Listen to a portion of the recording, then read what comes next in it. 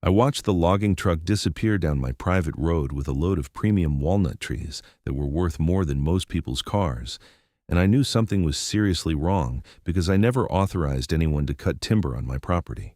My name is Gregory Nash, and I own 120 acres of mixed hardwood forest in the Ozark Mountains of northern Arkansas, about 30 miles outside of Mountain Home. I inherited the land from my grandfather 5 years ago, and it's been my sanctuary ever since I retired early from my software engineering career in California. The property is mostly wooded with some of the finest black walnut, white oak, and cherry trees you'll ever see, some of them over 80 years old. My grandfather planted many of them himself back in the 1950s, and I've always treated this land like the legacy it is. I'd been away for 3 weeks visiting my daughter in Seattle when I got back home on a Tuesday morning in late April. The moment I turned onto my property, something felt off. The gravel road that winds through my forest had fresh tire tracks, deep ruts from heavy vehicles.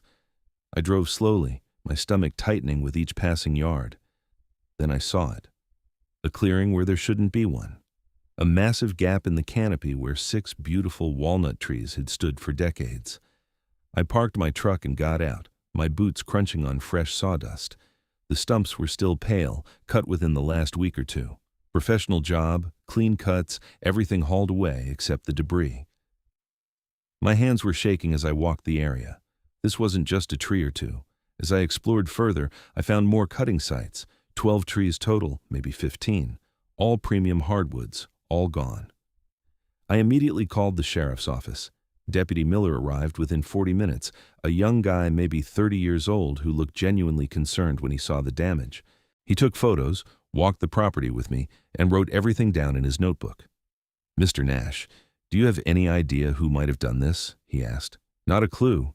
I've been gone 3 weeks. Place was locked up tight." "Any security cameras?" I shook my head, but even as I did, an idea was forming. "Not on the house, but I have trail cameras throughout the property. For wildlife photography. I've got maybe 40 of them scattered around." His eyes lit up.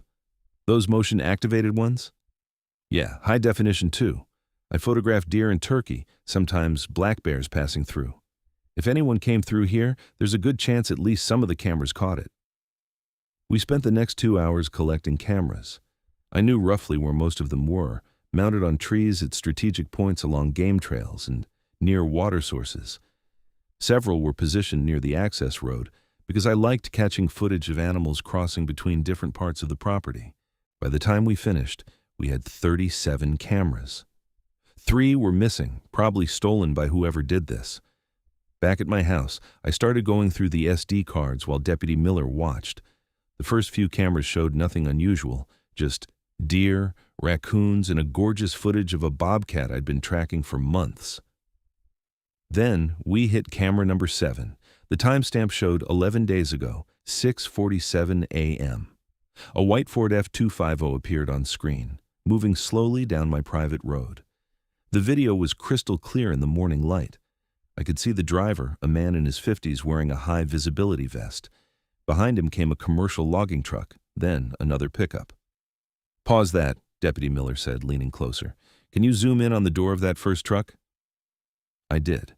There, plain as day, was a logo in text, "Baxter Property Services, HOA Management and Maintenance." My blood ran cold. "The HOA? What HOA?" Deputy Miller looked confused. "You're part of an HOA?"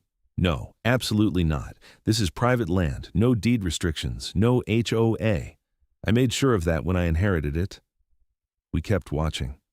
The vehicles parked near one of the prime walnut groves. 5 men got out and began unloading chainsaws and equipment.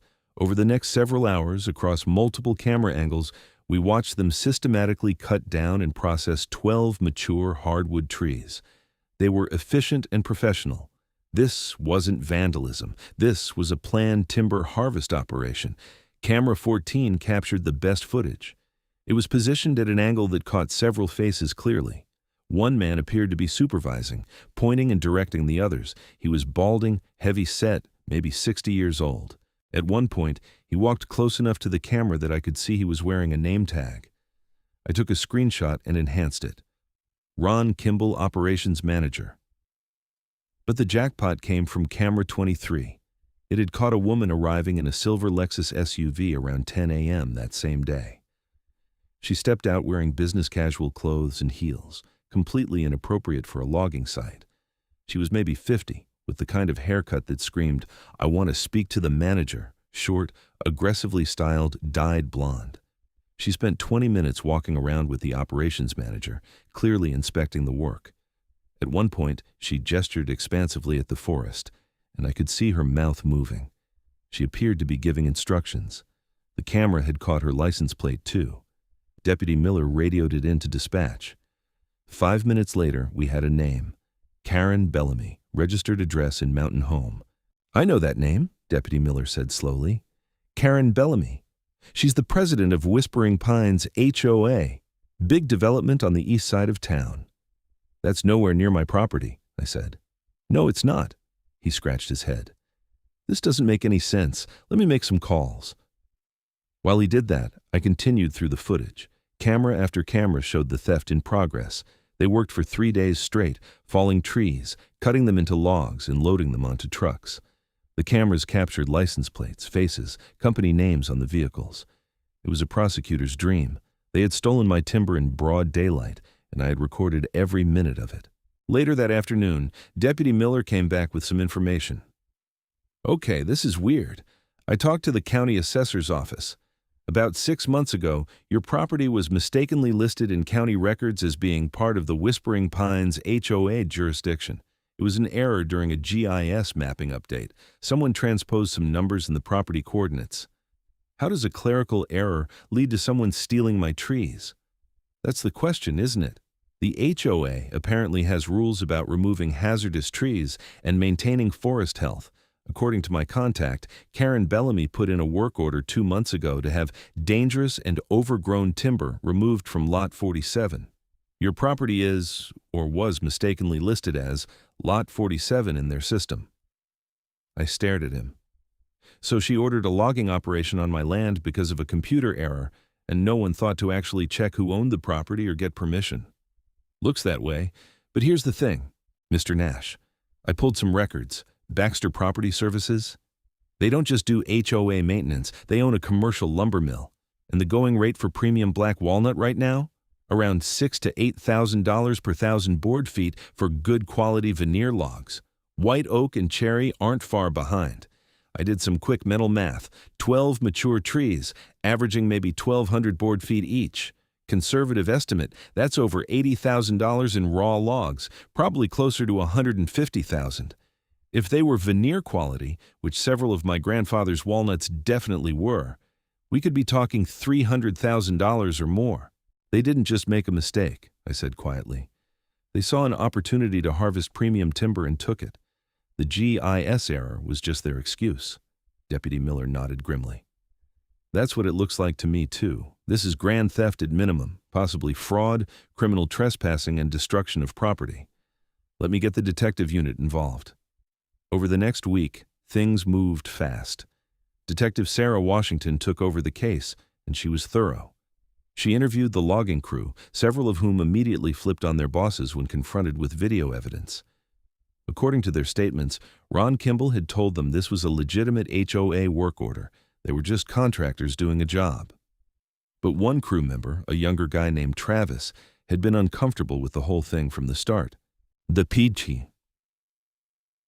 The property didn't look like it belonged to any HOA, Travis told Detective Washington in a recorded interview I later heard. It was wild forest, no trails, no amenities, and the trees they wanted us to cut weren't dangerous. They were prime timber, perfectly healthy. I asked Ron about it, and he told me to shut up and do my job, said the HOA president had personally authorized it. The detective obtained search warrants for both Baxter Property Services and the Whispering Pines HOA office. What she found was damning. Email chains between Karen Bellamy and Ron Kimball discussing the timber opportunity on the disputed lot. Text messages about selling the logs and splitting the profits. Invoices showing that the lumber had been sold to a wholesaler in Missouri for $284,000. But it got worse. When Detective Washington dug deeper into the HOA's finances, she discovered that Karen had been systematically embezzling money for over 2 years. The timber theft was just the most recent and most brazen example. She'd been creating fake vendor invoices, approving her own expense reimbursements, and using HOA funds for personal purchases. Total amount? Over $500,000. The HOA board claimed they had no idea. Karen had been president for 8 years and essentially ran everything herself. She was authoritative, controlling, and had intimidated the other board members into rubber stamping whatever she wanted. Most of them were retirees who had no interest in actually managing anything. They just wanted their neighborhood to look nice and their property values to stay up. 3 weeks after I discovered the theft, Karen Bellamy and Ron Kimball were arrested. The charges were extensive: grand theft, fraud, embezzlement, criminal trespassing, conspiracy, and several others I can't even remember. Ron's bail was set at $100,000. Karen's was $250,000 because of the embezzlement charges. She spent 4 days in county lockup before her lawyer managed to scrape together the bail money. The local media picked up the story immediately. HOA president arrested in massive timber theft made the front page of the Baxter Bulletin. The TV stations in Little Rock sent reporters. I gave several interviews, and the trail camera footage became something of a sensation. One clip, showing Karen pointing imperiously at my grandfather's walnut trees while wearing her ridiculous heels in the forest, went viral on social media. People were calling her Karen the Timber Thief, and worse. The Whispering Pines HOA residents were in an uproar. Many of them had suspected Karen was up to something but never had proof. Now they were discovering that their HOA fees had been funding her lifestyle for years.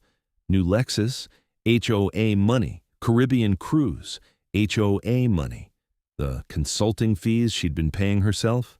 Completely unauthorized. The HOA hired a forensic accountant who eventually determined that Karen had stolen approximately $720,000 over 8 years. Meanwhile, I hired a lawyer to file civil suits against everyone involved. My attorney, Patricia Holcomb, was a sharp woman in her early 60s who specialized in property law. She filed suit against Karen Bellamy personally, Ron Kimball personally, Baxter Property Services as a company, and the Whispering Pines HOA. The HOA has liability here, even though they claim ignorance, Patricia explained in her office. Their president was acting in her official capacity when she authorized this. That creates vicarious liability. Plus, they benefited from years of Karen's embezzlement in the form of inflated property values and well-maintained common areas funded by stolen money. What about the county? I asked. Their GIS error started this whole thing. That's trickier. Government immunity protects them from most liability for clerical errors, but we can make an argument for negligence. I'm working on it. The civil case was complex, but I had one huge advantage: the video evidence. 40 trail cameras worth of high-definition footage showing exactly what happened, when it happened, and who did it. Patricia told me she'd never had a case with such perfect documentation. The timber wholesaler in Missouri was cooperative once they realized the logs were stolen. They'd paid Baxter Property Services $284,000 for my trees. They agreed to pay that money into a court escrow account pending resolution of the civil case, and they filed their own suit against Baxter for fraud. Ron Kimball's lawyer approached Patricia about a settlement within 2 months. Ron was facing serious prison time, and he didn't have the resources for a lengthy legal battle. His business was hemorrhaging money as customers fled, and his reputation collapsed. He offered $200,000 to settle the civil claim. Patricia advised me to take it. He's going to prison, and his business is going to be bankrupt within a year. $200,000 now is better than a judgment you can't collect. I agreed, but with conditions. The settlement required Ron to provide full testimony against Karen and to publicly admit his wrongdoing. He agreed to everything. At his criminal trial 5 months later, he pleaded guilty to conspiracy to commit theft and fraud. The judge sentenced him to 5 years in prison with 3 suspended, meaning he'd served 2 years followed by probation. Karen's case was much more complicated. She pleaded not guilty to everything and mounted an aggressive defense.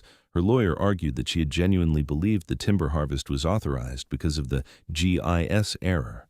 She claimed she had no idea the land wasn't part of the HOA. The embezzlement charges, according to her lawyer, were bookkeeping errors and misunderstandings about what expenses were appropriate for an HOA president. Nobody was buying it. The email chains were too clear. In one message to Ron Kimball, she'd written, "Those walnut trees must be worth a fortune. Can we find a way to harvest them before anyone notices the mapping error?" In another, "I need this money. The Cayman's account needs to look healthy for the audit." She'd literally created an offshore account to hide stolen HOA funds. The Whispering Pines HOA settled with me for $300,000.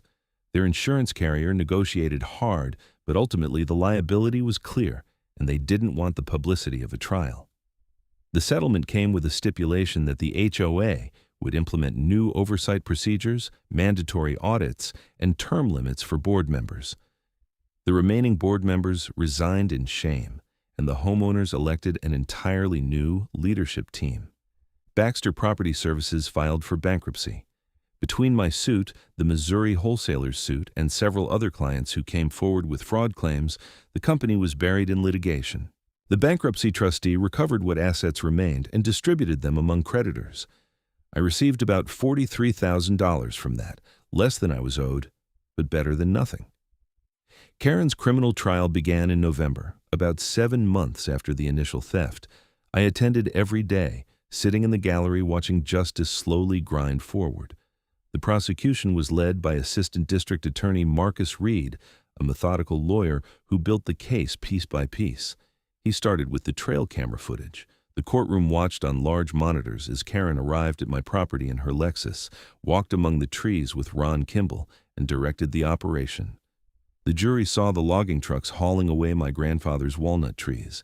They saw the workers cutting down timber that should have stood for another 50 years. Then came the financial evidence. The forensic accountant testified for an entire day, walking through Karen's embezzlement scheme with charts and spreadsheets, fake invoices for landscaping work that was never done, payments to shell companies Karen controlled, cash withdrawals that coincidentally matched her personal expenses. The Cayman Islands account with $230,000. Ron Kimball testified against her. He sat in the witness box looking defeated and much older than his 62 years. "Karen approached me about 18 months before the timber theft," he said. "She asked if my company did logging. I said we had equipment and crews. She said she might have opportunities for us in the future, properties where trees needed to be removed. The first couple of jobs were legitimate, actually on HOA property. But then she showed me the GIS maps with the error. She said there was premium timber on that lot and nobody would notice if we harvested it quickly.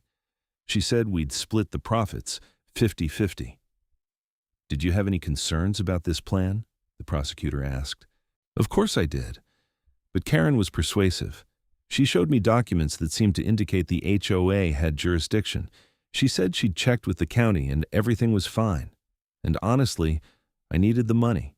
My business was struggling, so I convinced myself it was legitimate. "When did you realize it wasn't?" Ron's voice dropped. "The day we started cutting. My crew foreman said something felt wrong. The property was clearly private land, not part of any development. But we'd already started, and Karen was texting me constantly telling me to finish the job, so we did. And then Mr. Nash came back, and everything fell apart."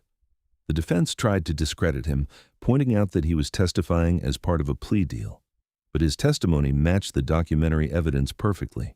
The emails, the text messages, the financial records all supported his story. Then it was the defense's turn. Karen took the stand against her lawyer's advice, I later learned. She was defiant, entitled, and completely unsympathetic. She insisted that she had acted in good faith, relying on county records. She claimed the embezzlement charges were exaggerated and politically motivated. "I worked tirelessly for that HOA for 8 years, she said, her voice rising. "I improved property values by 30%. I negotiated better vendor contracts. I made Whispering Pines the premier development in Baxter County. If I made some bookkeeping mistakes along the way, that's not a crime." The prosecutor destroyed her on cross-examination. He pulled up her social media posts showing her vacations, her new car, her expensive jewelry, all purchased during the time she was supposedly working tirelessly for the HOA. He showed her bank statements with deposits from the HOA account to her personal account. He showed her the emails discussing how to hide money and avoid audits. "Ms. Bellamy, you wrote in an email, 'I need to pull another $50,000 before the annual meeting. Can you create an invoice for driveway repairs?' Was that a bookkeeping mistake?"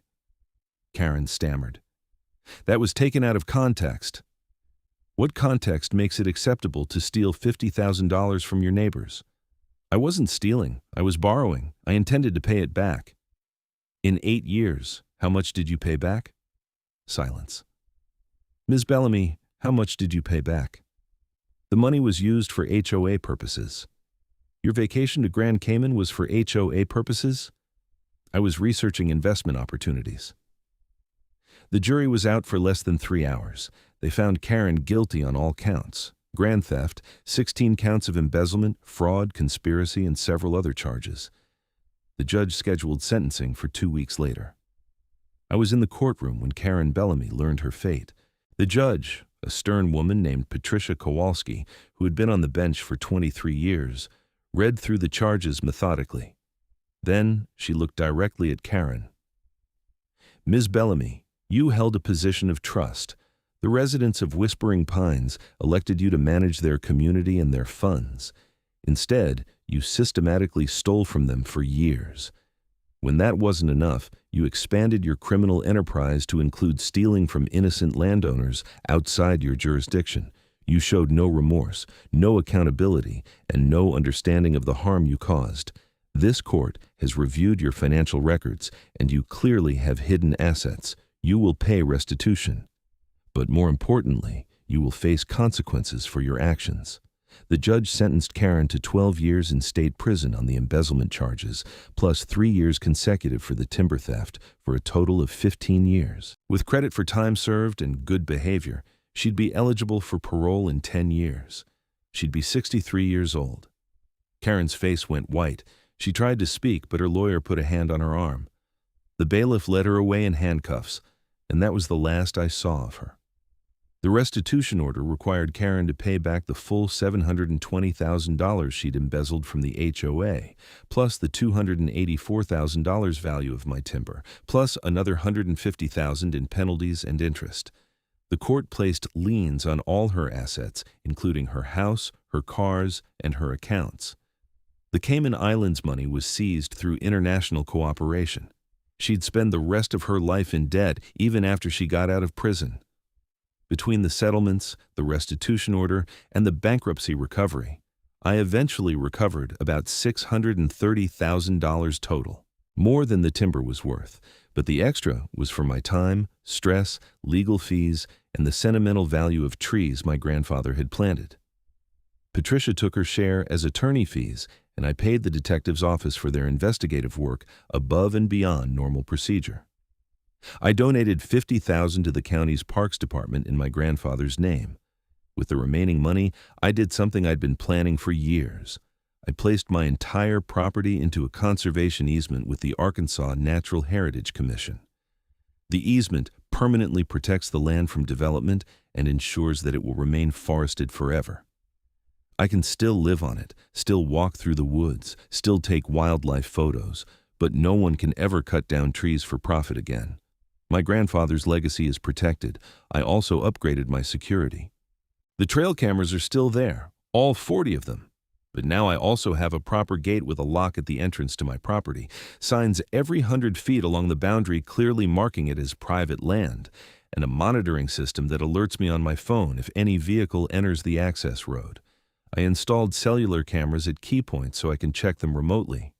The Whispering Pines HOA underwent a complete transformation. The new board hired a professional management company with proper oversight and mandatory audits. They implemented term limits and required all board members to take training in fiduciary responsibility. Several of the homeowners who had been most vocal about Karen's suspicious behavior were elected to leadership positions. The community began the slow process of rebuilding trust. I testified before the Arkansas legislature as part of a review of HOA regulations. My case became an example of why HOAs need better oversight and accountability. The legislature eventually passed new laws requiring regular independent audits for HOAs above a certain size, mandatory training for board members, and stronger penalties for embezzlement. They also tightened up the GIS mapping procedures to prevent errors like the one that led to my property being misidentified. The county assessor who made the original mapping error felt terrible about the whole situation. He visited me personally to apologize, and I could see he was genuinely devastated. I told him I didn't blame him. Mistakes happen. The real crime was what Karen and Ron did after discovering that mistake. The county implemented new verification procedures and cross-checks to prevent similar errors in the future. Travis, the crew member who had questioned Ron about the job, reached out to me about 6 months after everything concluded. We met for coffee in Mountain Home, and he told me his story. He'd quit working for Baxter Property Services the day after the police interviewed him. He'd felt sick about cutting down those trees, knowing something was wrong but not speaking up more forcefully. I should have refused, he said. I should have called the police right then. Instead, I just did what I was told. You were in a tough spot, I said. Your boss was lying to you. You didn't know the full story. Still, I've been doing tree work my whole life. I know the difference between hazard removal and a commercial timber harvest. I knew those trees shouldn't be cut. Travis had started his own tree service company, doing legitimate work with proper permits and insurance. He asked if I needed any work done on my property, and I actually did. There were some dead trees near my house that were genuinely hazardous. I hired him to remove them, and he did excellent work. We've stayed in touch since then. He's become something of an advocate for ethical forestry practices, speaking to trade groups about the importance of verifying work orders and refusing jobs that seem suspicious. The media coverage brought unexpected attention to my wildlife photography. A magazine ran a feature about me titled "The Trail Cameras That Caught a Thief," with some of my best animal photos alongside the security footage. That led to a gallery show in Little Rock, which led to print sales and licensing deals. My photograph of the bobcat that I'd mentioned earlier won an award from the Arkansas Nature Conservancy. I never intended to become a professional photographer, but it's become a pleasant side income in my retirement. Life settled back into a comfortable rhythm over the following year.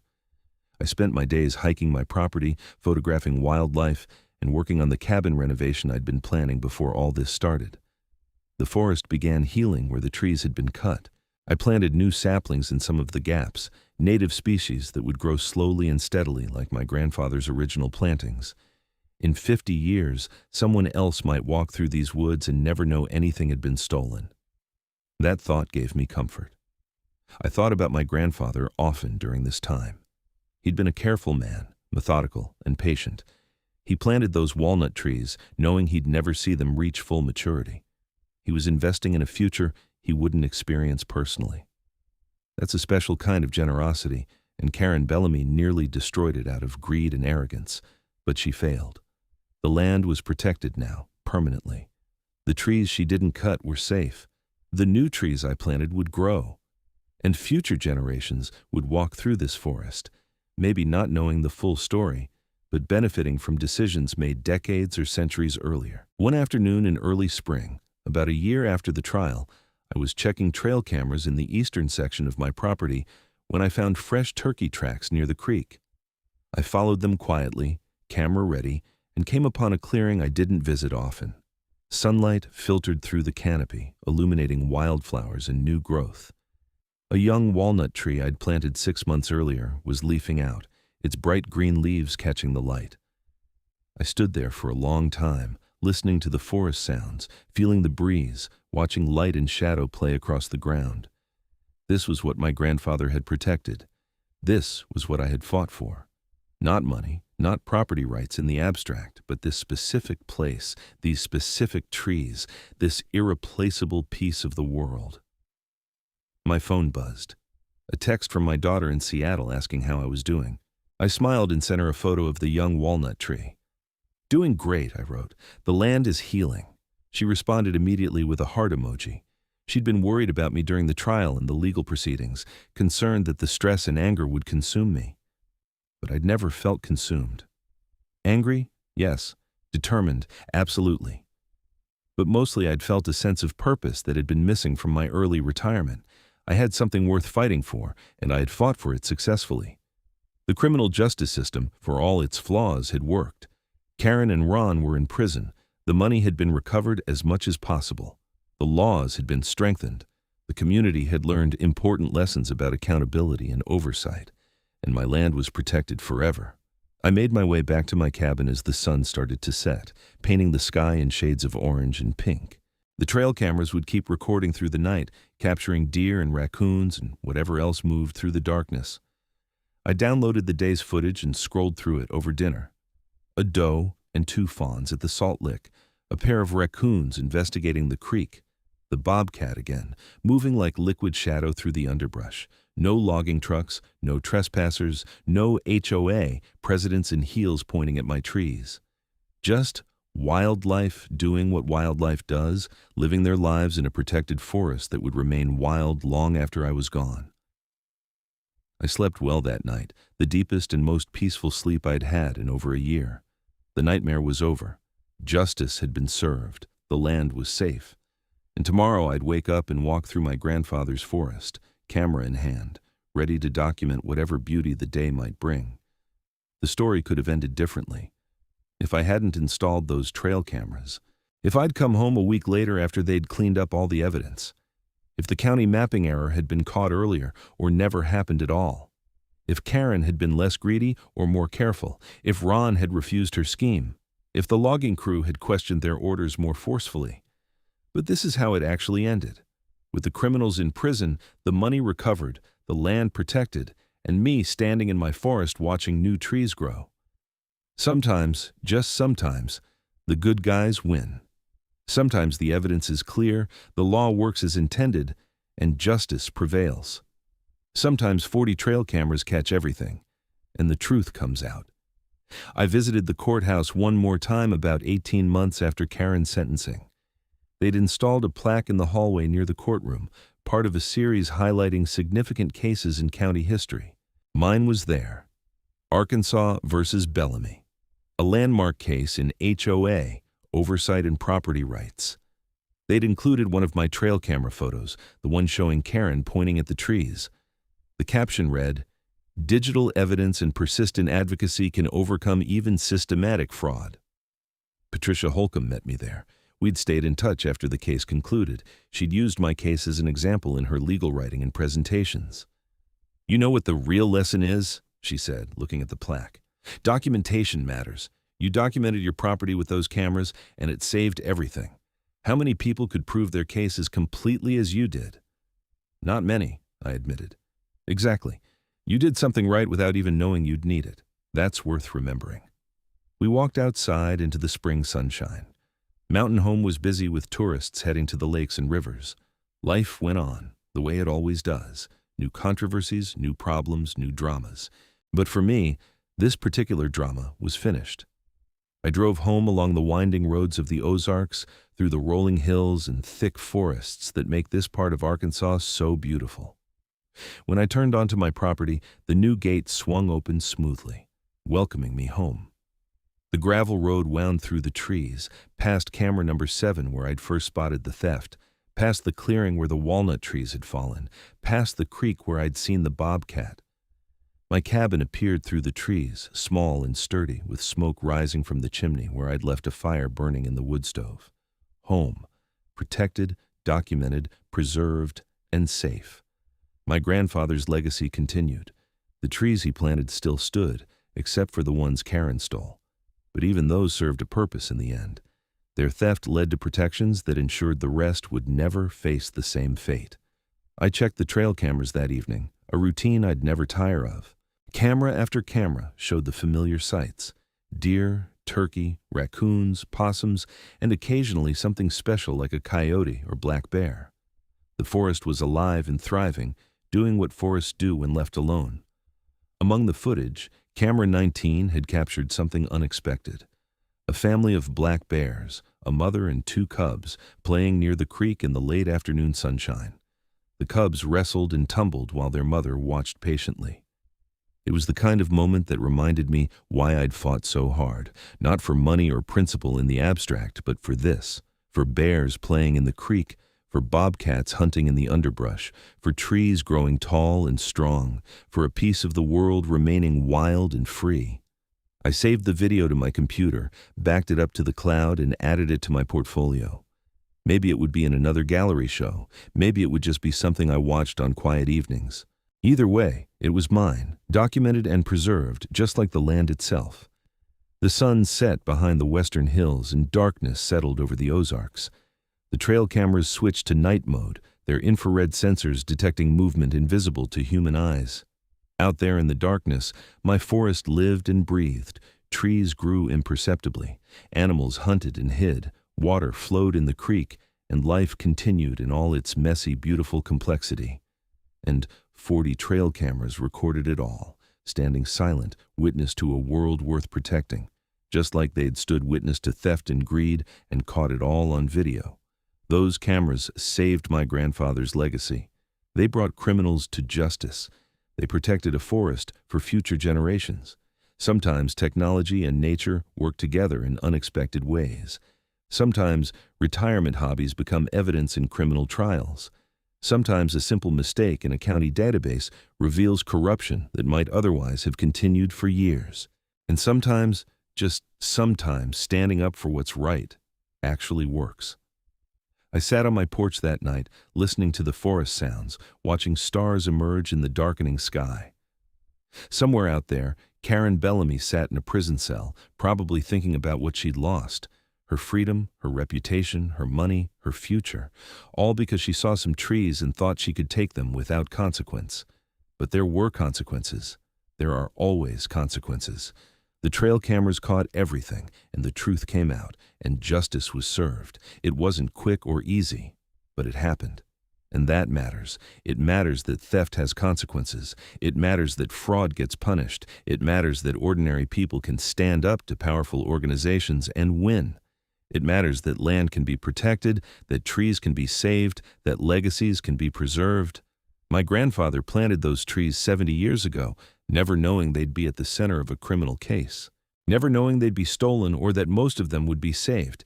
He just planted them because he believed in the future, believed in leaving something behind, believed in the value of forests and wild places. I believed the same thing.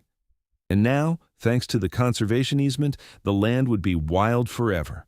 People 100 years from now would walk through these woods and see mature forests, never knowing about HOAs or embezzlement or trail cameras or any of it. They'd just see trees, tall and strong, the way forests are supposed to be. And that was enough. That was more than enough. That was everything.